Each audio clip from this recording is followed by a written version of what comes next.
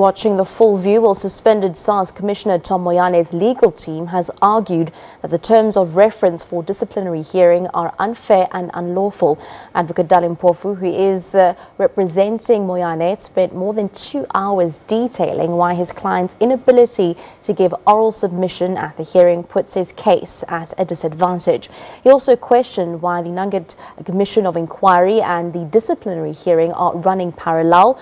President Cyril Ramaphosa served Moyane with disciplinary charges which relate to allegations of misconduct in violation of his duties and responsibilities.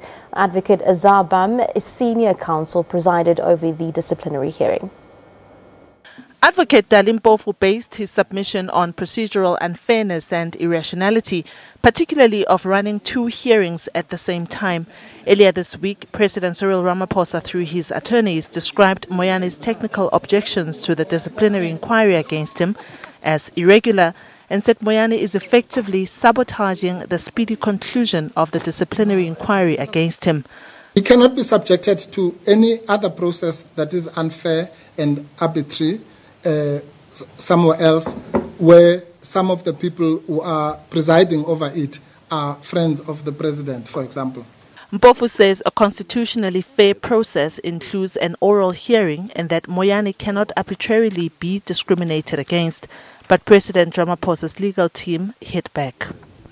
What the President has afforded Mr. Moyane is a process that is fair, just and in accordance with the principles of the LRA and the Code, and that process does not entitle him to oral evidence. Mpofu also questioned the legality of an affidavit deposed by Minister of Public Enterprises Pravin Gordhan.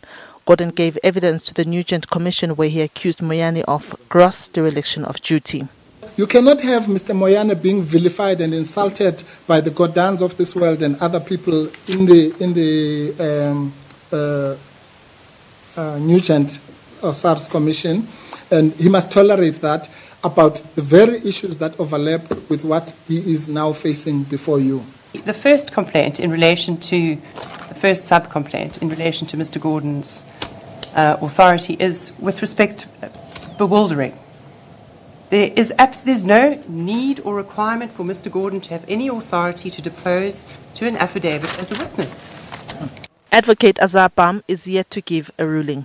SABC News, Johannesburg. More than half of